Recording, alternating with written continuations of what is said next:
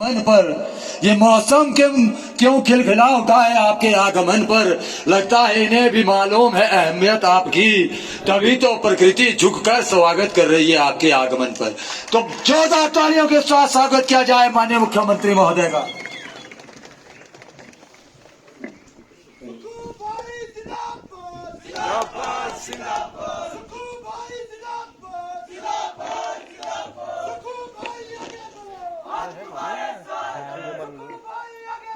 हिमाचल सरकार में पंचायती राज एवं ग्रामीण विकास मंत्री अनुरोध सिंह जी मेरे छोटे भाई,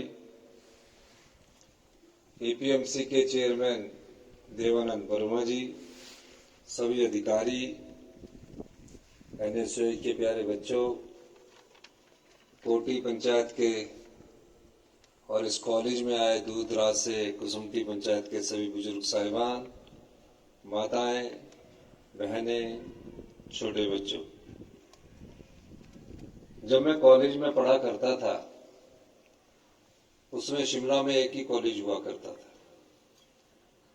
और कोटी और चायल पंचायत से एक पूरी बस भरकर संजौली कॉलेज में वहां के बच्चे आया करते थे, मेरे साथ पढ़ा करते थे। कुछ लोग मुझे अभी मिले भी।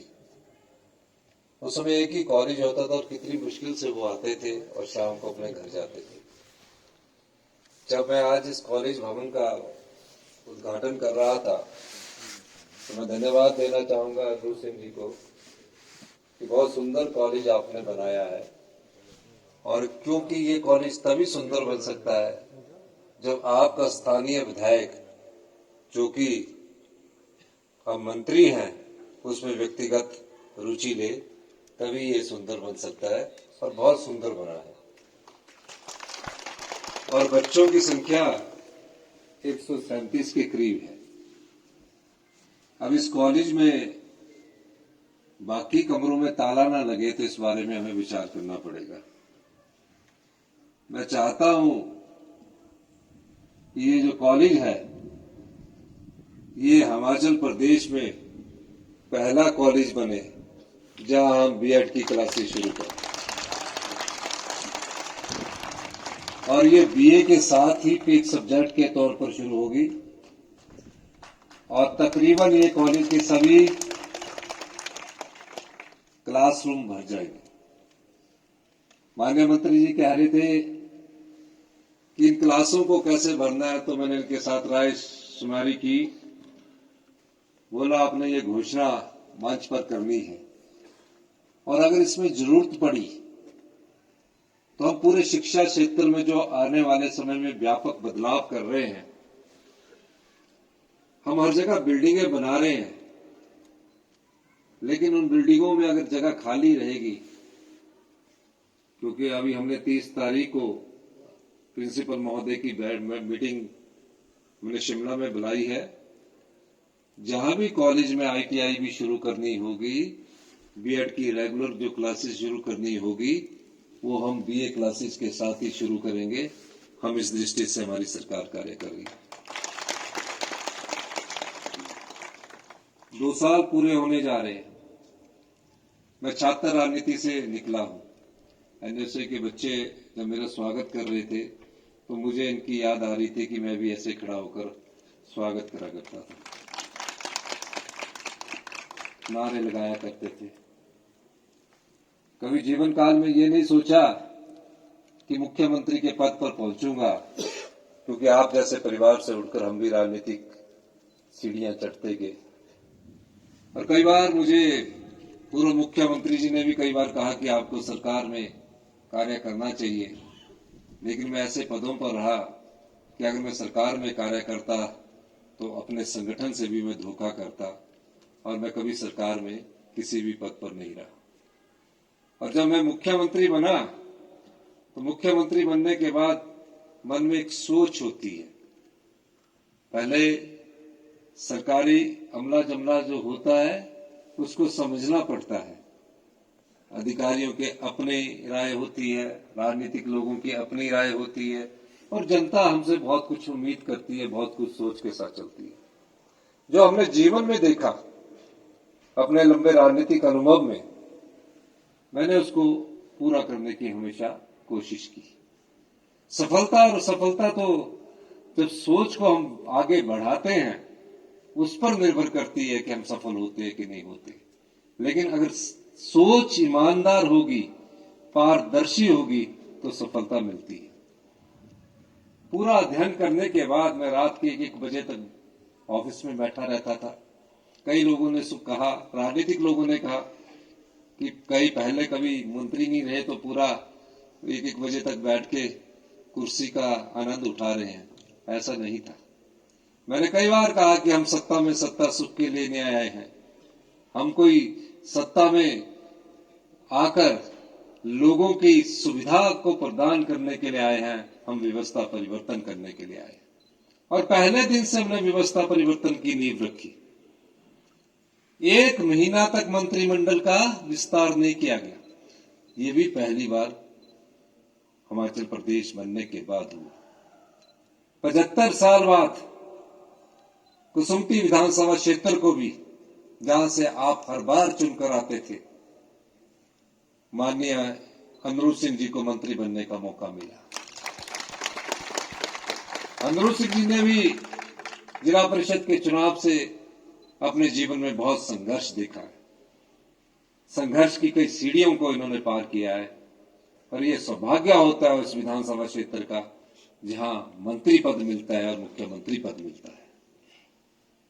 ये अगर आज मंत्री बने तो आपके इस कॉलेज को पैसे की कोई कमी नहीं आने दी, क्योंकि कैबिनेट में ये बैठे होते। ये मंत्री बने तो 1.5 करोड़ और 1 करोड़ 100 लाख करोड़ की लागत से 16 पंचायत भवन आपके बन रहे हैं, क्योंकि ये खुद पंचायती राज और ग्रामीण विकास मंत्री है। ये सब चीजें राजनीतिक दृष्टि से सोच रखती है।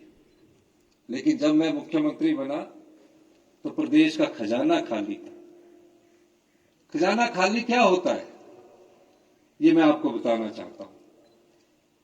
हमारे पास अगर 100 रुपया आता है और हम खर्च 200 रुपया करते हैं तो 100 तो खर्च कर दिया, 100 के लिए हम कर्जा उठाते हैं।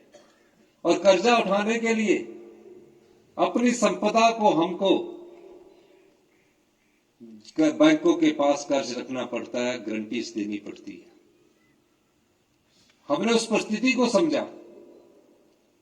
जब पाया मैंने, क्योंकि मैं फाइनेंस मिनिस्टर भी हूं, पूरा अध्ययन किया तो पाया कि भारतीय जनता पार्टी ने जनता की संपदा को बुरी तरह लुटा कर रख दिया है। 900 संस्थान खोल दिए गए। हर संस्थान में किसी स्कूल को +2 कर दिया गया, कहीं एसडीएम ऑफिस खोल दिया गया, कहीं एक्शन ऑफिस खोल दिया गया। कोई अध्ययन नहीं किया गया और ये संस्थान 4.5 साल तक नहीं खुले। सिर्फ 6 महीने पहले जब लोकसभा विधानसभा का चुनाव होना था उससे पहले संस्थान खोल दिए गए, कॉलेज खोल दिए गए। मेरे विधानसभा क्षेत्र में भी एक कॉलेज खोला जहां अभी तक 3 ही बच्चे आए। हमने पूछा कि ये संस्थान क्यों खुले। हमारी मीटिंग हुई, हमने 900 संस्थानों को बंद किया और कहा हम खुद देखेंगे जहां संस्थान खोलने की जरूरत होगी, जनता की आवाज होगी, स्थानीय विधायक की आवाज होगी, वहां हम संस्थान भी खोलेंगे और स्कूल भी खोलेंगे। स्कूलों का ऐसा हाल देखता हूं मैं कई स्कूलों के बच्चों से पूछता हूं कि आपके शिक्षा मंत्री कौन है। उन बेचारों को, कईयों को शिक्षा मंत्री का ही पता नहीं। 8वीं के बच्चे, 9वीं के बच्चे। हमने स्टडी किया तो पाया कि गुणात्मक शिक्षा में बड़ा नाम कहते थे कि हम शिक्षा के क्षेत्र में दूसरे नंबर पर है केरल के बाद।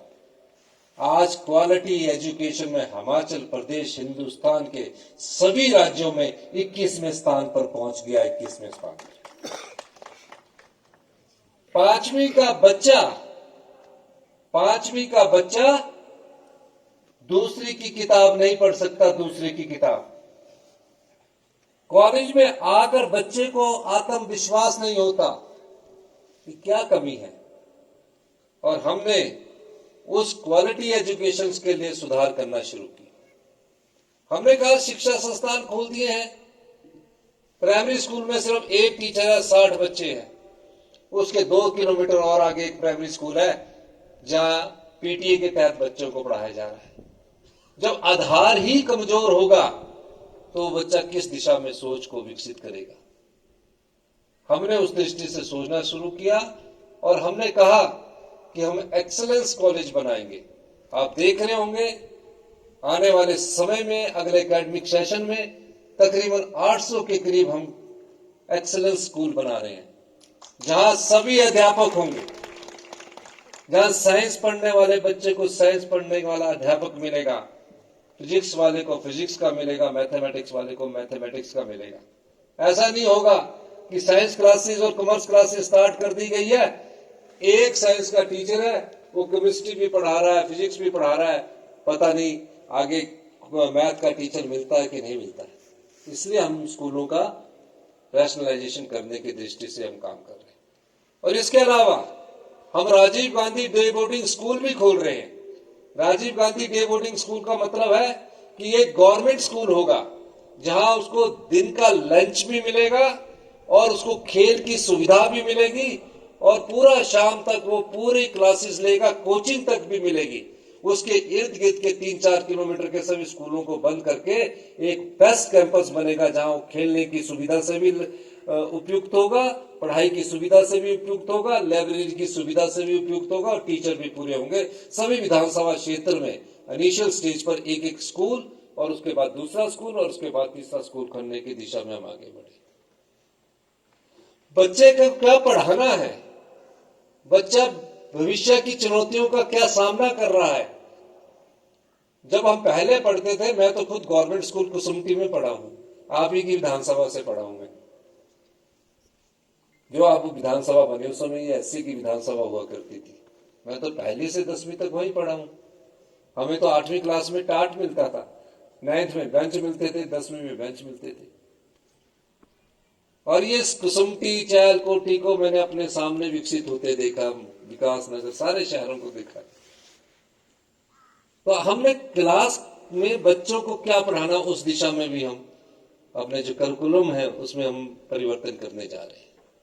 शिक्षा के क्षेत्र में ऐसे अग्रणी बने, इस दिशा में भी हम परिवर्तन करने जा रहे हैं। इसलिए मैंने सोचा कि इस कॉलेज में बिल्डिंग भी बनी है तो बीएड की क्लासेस भी इनके साथ स्टार्ट कर दी जाए, हमारी बेटियां बेटे यहां से बाहर ना जाए। और ये बीएड की क्लासेस कैसे होगी, बीए में ही हम बीएड का एक कोर्स करवाना स्टार्ट कर देंगे, BA second year, BA final, और जब वो बीए करके निकलेगी तो बीए बीएड होगी। तो ये पहला कॉलेज हो रहा है हिमाचल प्रदेश का, ये पहला कॉलेज हो रहा है हिमाचल प्रदेश का जिसकी इस मंच से मैं घोषणा कर रहा हूं। बच्चे अभी बीए कर रहे हैं, फिर टेस्ट होगा, फिर बीएड होगी 2 साल की, फिर वो 4-2-6 साल हम उसको साथ ही पढ़ाएंगे। अगले एकेडमिक सेशन से इस कोर्स को शुरू कर दिया जाएगा। अभी मैंने अपनी विधानसभा क्षेत्र में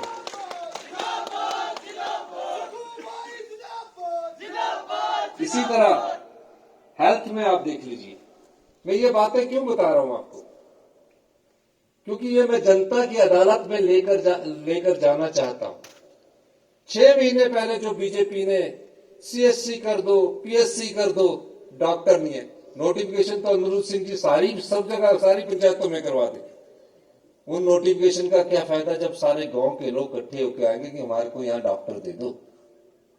डॉक्टर ही नहीं है, स्पेशलिस्ट छोड़कर चले जाते हैं। आईजीएमसी का हाल देख लेना, एक बेड पर 2-2 कैजुअलिटी में लोग पड़े रहते हैं। हमने आईजीएमसी में सुधार किया। आज अगर आप आईजीएमसी के कैजुअलिटी वार्ड में जाएंगे, जिसको अपग्रेड करके department of medicine emergency medicine बनाया है, एक बेड सब पेशेंट्स को मिल रहा है और डॉक्टर भी वहां 30 डॉक्टर 24 घंटे अवेलेबल है। ये अभी दिशा है, हम इस दिशा में आगे बढ़ रहे हैं। पर इन सब चीजों को करने के लिए आपके पास पैसे की जरूरत होती है। बीजेपी के पास क्या मुद्दा है, बीजेपी हमको हर काम में रोकना चाहती है। आर्थिक रूप से उन्होंने इस प्रदेश के खजाने को लुटा दिया। बिजली माफ कर दी, 125 यूनिट माफ की, गरीब को मिलता कोई बात नहीं थी, अमीर को भी दिया। जो 1-1 करोड़ रुपए का इनकम टैक्स देता उसको भी सब्सिडी मिल रही है।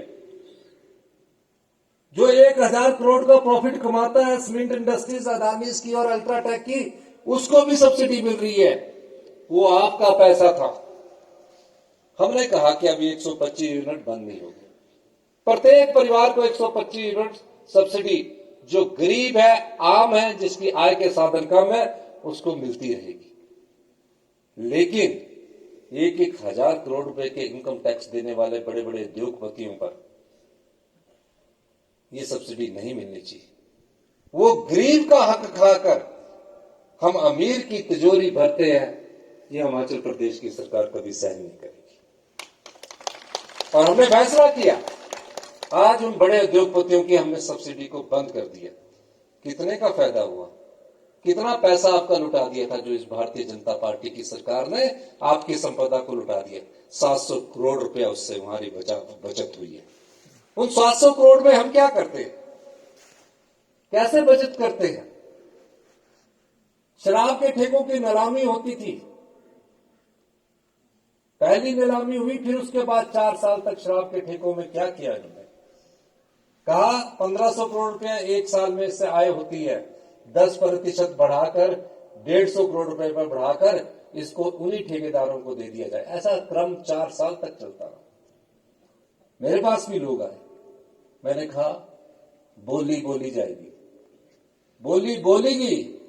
जिस भारतीय जनता पार्टी की सरकार ने 4 साल में शराब के ठेकों को रिन्यू करके 600 करोड़ रुपया कमाया, हमारी सरकार ने बोली में और 2 साल में ही 650 करोड़ रुपया कमाया। वो आपका पैसा है, ये आपका पैसा है। हम तो केयर टेकर है 5 साल के लिए।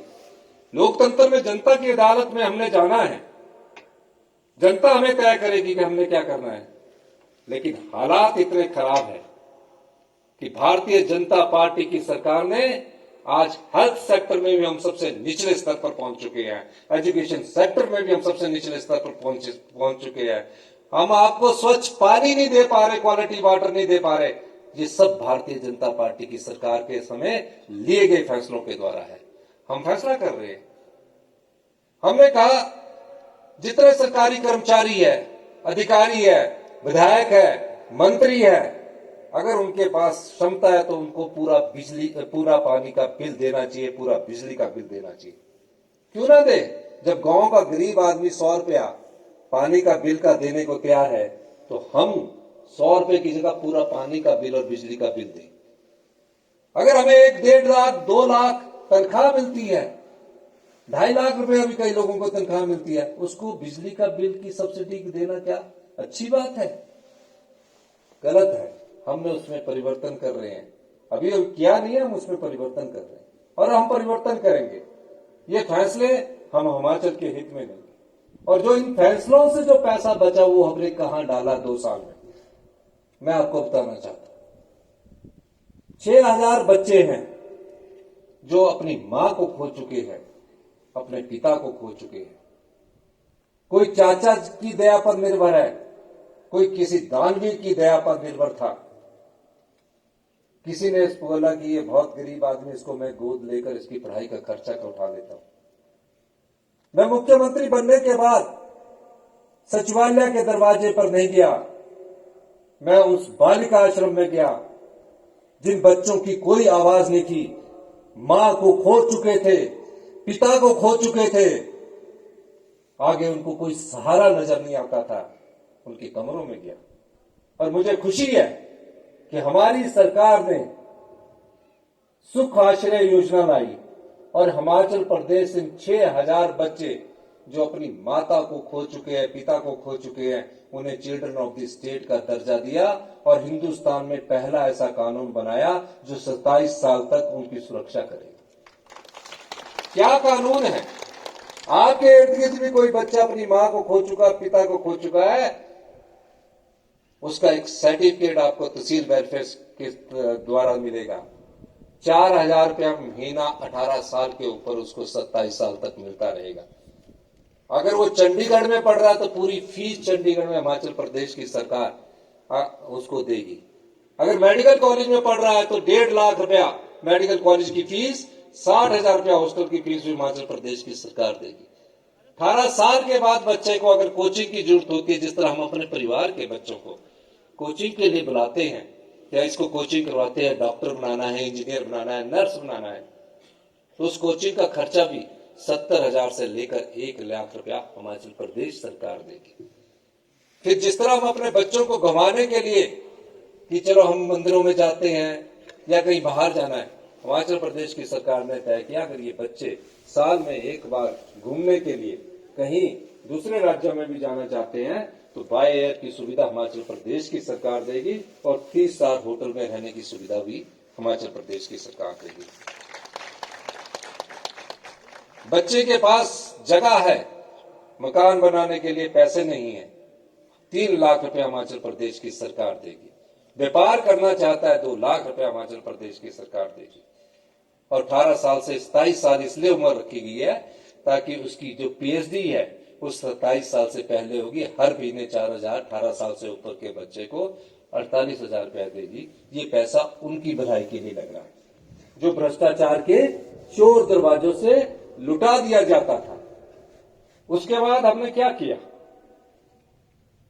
विधवाओं के लिए सुख शिक्षा योजना लेकर आए। सुख मेरे नाम से नहीं, सुख खुशी का शब्द है।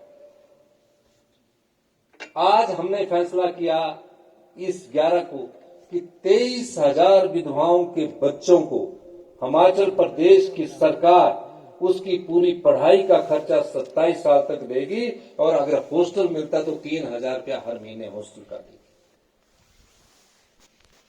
जो विधवाएं हो चुकी है, जिनकी आय 2.5 लाख रुपए से कम है, हम एक और योजना उन विधवाओं के घर बनाने के लिए लेकर आए। उन्हें हम 3 लाख रुपया देंगे जो विधवा आर्थिक रूप से कमजोर है। मनरेगा में जो विधवा लगी है, दिव्यांग लगा है, एकल नारी लगी है, उसको भी हम 3 लाख रुपया घर बनाने के लिए देंगे और 1 लाख रुपया उसे रसोई और उसका वॉशरूम बनाने के लिए देंगे।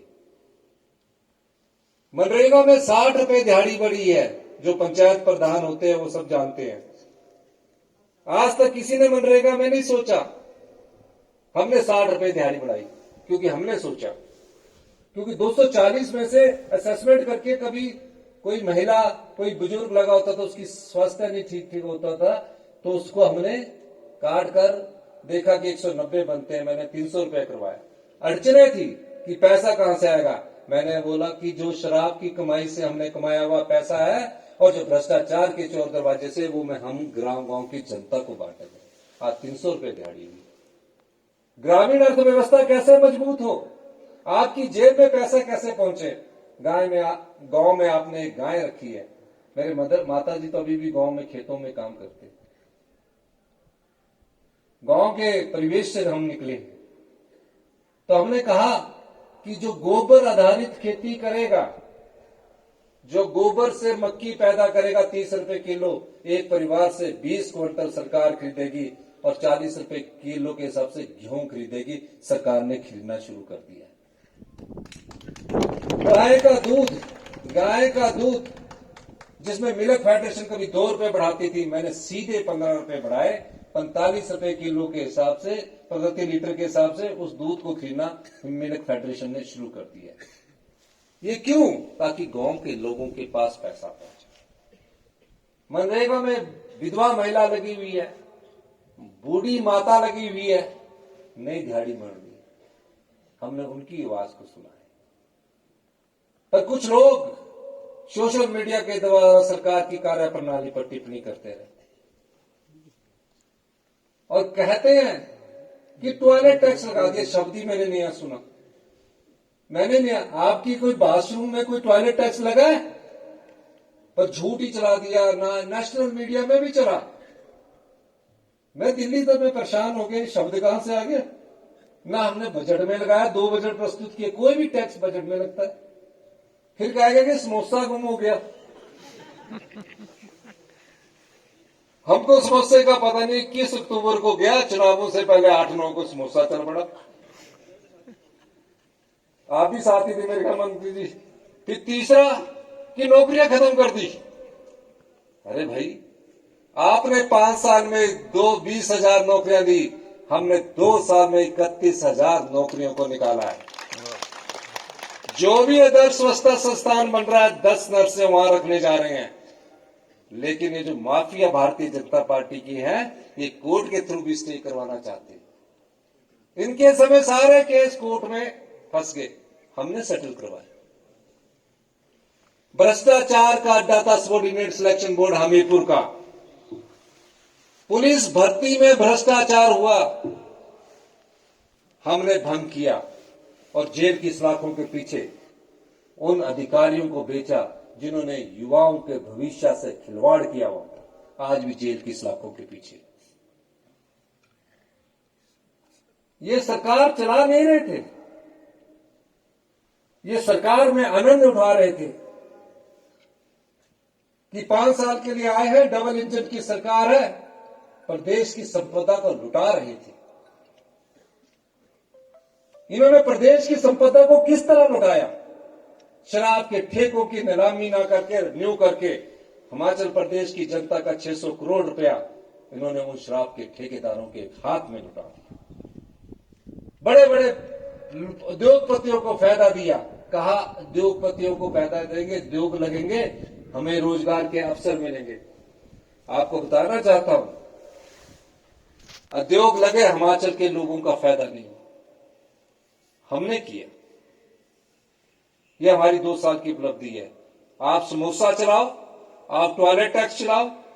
इसलिए मैं जनता की अदालत में ये कहना चाहता हूं कि हम आपकी सेवा के लिए आए। और ये जो माफिया है, जो सोशल मीडिया माफिया भी एक है, वो भी चलाया रहता मेरे बारे में। जब से हमारी 40 सीटें हुई है, दोबारा से 40 सीटें हुई है, व्यक्तिगत तौर से मेरे पर हर प्रकार का प्रहार करने से कोई कसर नहीं छोड़ रहे। सोशल मीडिया में भी चला हुआ, नेशनल मीडिया में चला हुआ। मैंने कहा कि भाई हम तो परमाणु से ऊपर की राजनीति करते हैं, कहां नेशनल मीडिया में आप चला रहे? पूरे हिंदुस्तान में हमारी बातें की जा रही है, हमारी अच्छी स्कीमों के बारे में नहीं बताया जा रहा। झूठ परोसा गया। झूठ का कई बार सामना सच से होता है, झूठ बार बार सच से टकराता है, लेकिन अंत में जीत सच की होती है।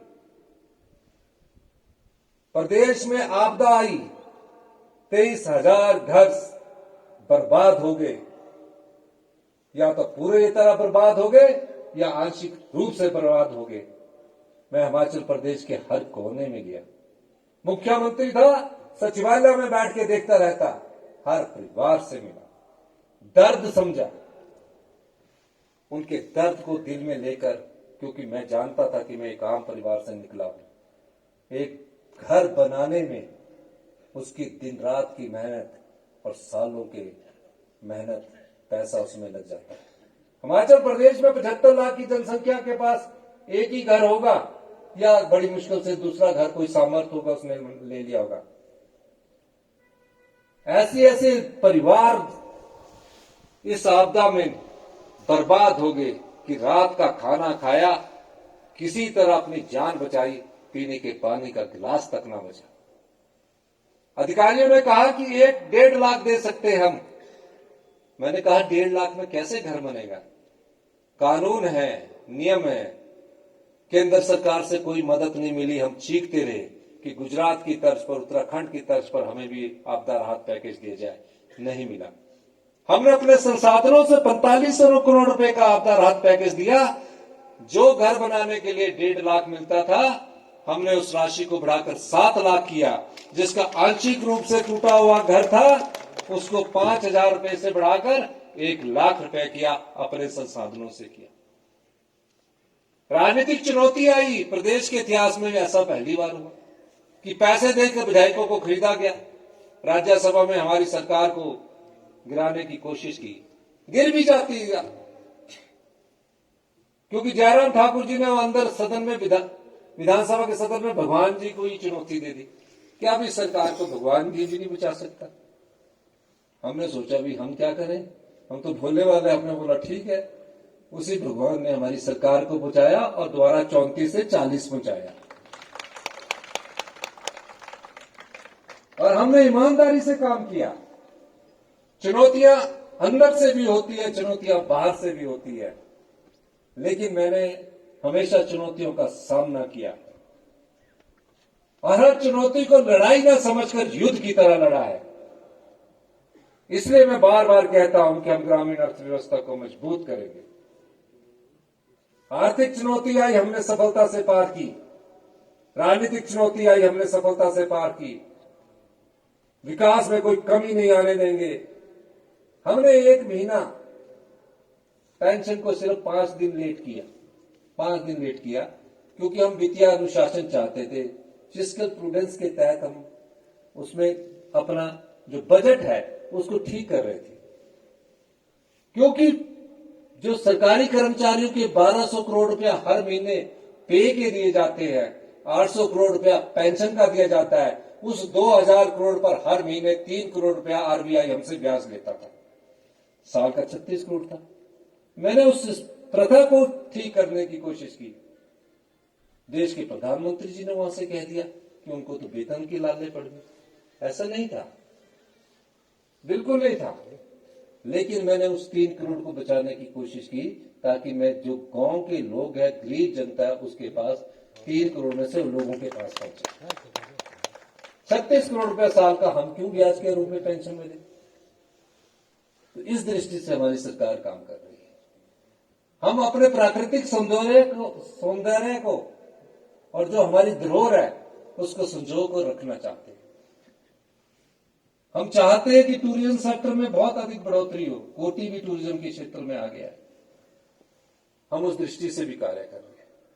इसीलिए मैंने कई बार कहा है आपके सामने, पहले दिन से कह रहा हूं, मेरी आजकल तो सोशल मीडिया का जमाना है। मेरा पहला भाषण 2 साल के जब मैं शपथ लेने के बाद भी मैंने ही कहा था कि हम सत्ता सुख के लिए नहीं आए कि मैं ये सोचूं कि मुझे बड़ी बड़ी गाड़ियां चाहिए। आप जानते होंगे शिमला में भी मैं अभी इलेक्ट्रिकल व्हीकल में चलता हूं। हम व्यवस्था परिवर्तन के लिए आए। एक ऐसी व्यवस्था जो 40 साल से जनता के पैसे को लूट रही है, जनता तक वो पैसा पहुंच नहीं रहा है, उस व्यवस्था परिवर्तन के द्वारा हम हिमाचल प्रदेश को आत्मनिर्भर बनाना चाहते हैं।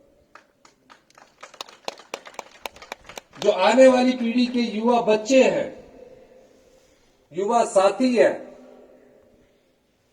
उनको एक ऐसी सोच देना चाहते हैं ताकि पूरे देश में जाकर वो गर्व से कहे कि हम हिमाचल से आए हैं, उस हिमाचल प्रदेश से आए हैं जो हिंदुस्तान का 2032 में सबसे समृद्धशाली और अमीर राज्य होगा।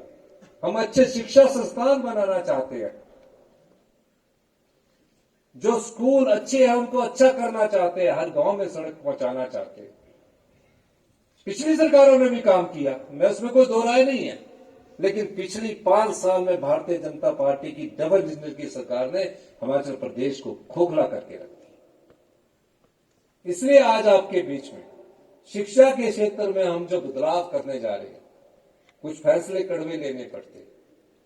कोई व्यक्ति अपनी गद्दी को नुकसान नहीं पहुंचाना चाहता। सोचता है कि मैं मुख्यमंत्री रहूं, मंत्री रहूं, एमएलए रहूं। वो जनता तय करती है कि लोकतंत्र में जनता की अदालत तय करती है कि कौन रहना चाहता है, लेकिन अच्छा भी करना चाहिए। मैं गद्दी बचाने के लिए गलत फैसले नहीं कर सकता जो मेरे को नहीं करने भी नहीं चाहिए। मैं सिर्फ समाज की भलाई के लिए, उन व्यक्तियों के लिए जिन व्यक्तियों को इस संपदा का अधिकार चाहिए, उनके अधिकार की लड़ाई इस मुख्यमंत्री के पद पर वही होकर लड़ रहा हूं। कोई सोच सकता था अनाथ बच्चों के लिए आज कानून बना है।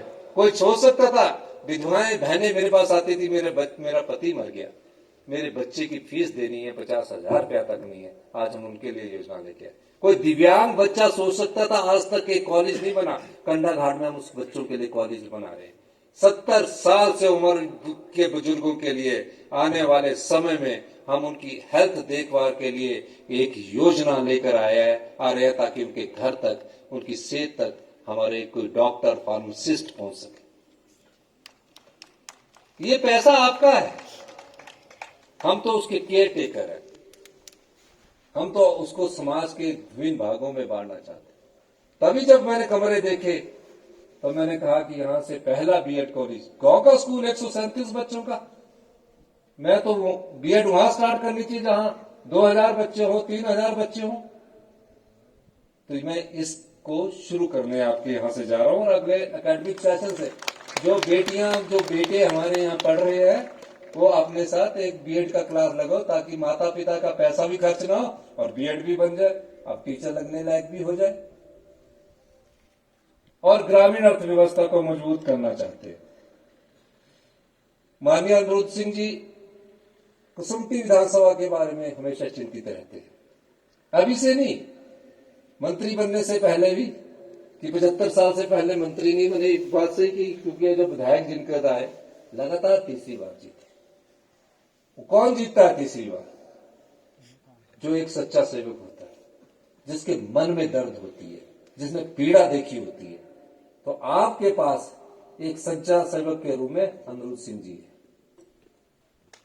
और एक चीज मैं आपको बता दूं, राजनीति में कई बार जनता गलत व्यक्ति को भी चुन लेती है, और जब वो गलत फैसला कर लेती है तो वो क्षेत्र भी कई साल पीछे चला जाता है। तो आप लोगों को यह सोचना है, एक आपके क्षेत्र का ऐसा प्रतिनिधि जो आपके लिए हमेशा दिन रात मुझसे लड़ते, आके लड़ते, या कमरों में लड़ाई भी होती है ना, परिवार की तरह होती है, तो ये आके लड़ते कि आज ये चाहिए, आज ये चाहिए, आपको आना है, ये करना है। वो वही व्यक्ति लड़ सकता है। ये कोई घर के लिए थोड़ी मांग रहे कि मेरे लिए चाहिए, ये आपकी जनता के लिए मांग रहे हैं। तो ऐसे सच्चे सेवक को कभी मत खोना, यही राजनीति का असूल है। तो इन्होंने कुछ मांगे रखी है,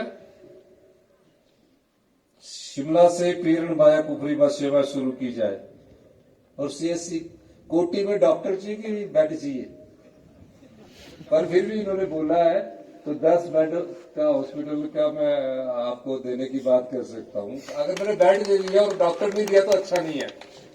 देखो, कोई चीज खोलनी है उसमें पहले डॉक्टर और स्टाफ नर्सेज भी पूरी होनी चाहिए।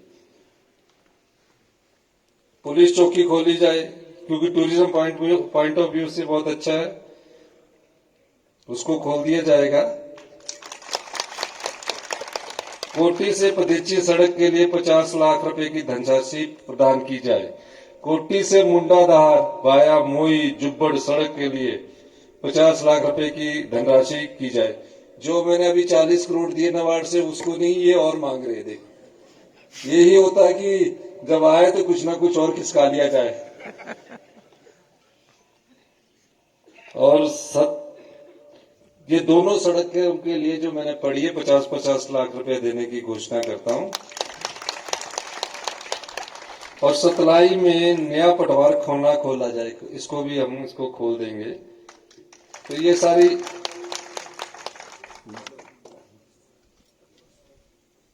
108 एम्बुलेंस के बारे में बताया कि पहले वो सोलन से आएगी, विचार जाएगी, उसके बारे में मैं हेल्थ सेक्रेटरी से बात करके माननीय मंत्री जी को मैं चाहूंगा कि यहीं 108 लगा दी जाए, ताकि यहां से 108 की सुविधा आईजीएमसी में उपलब्ध करवा दी जाए। लेकिन उसके लिए इनको बात करनी पड़ेगी, ऐसा ना हो कि मेरे को याद ना रहे और भूल जाए, तो इसलिए इनको भी थोड़ा सा ध्यान देना पड़ेगा। बाकी हम आने वाले समय में जो भी गवर्नमेंट कॉलेज है उसमें आईटीआई भी खोलेंगे और बीएड कॉलेज भी खोलेंगे, क्योंकि हमारे पास काफी कॉलेज बन चुके हैं। इसके बारे में हमारा एक चर्चा जो है वो 30 तारीख को होनी निश्चित है। लेकिन मैं कोटी वासियों को और कुसुम्पटी वासियों को बहुत बहुत शुभकामनाएं देना चाहता हूं कि कोटी के इस कॉलेज में पहली बार हिमाचल प्रदेश का बीएड कोर्स सरकार की तरफ से शुरू किया जा रहा है। बहुत बहुत धन्यवाद। जय हिंद, जय भारत।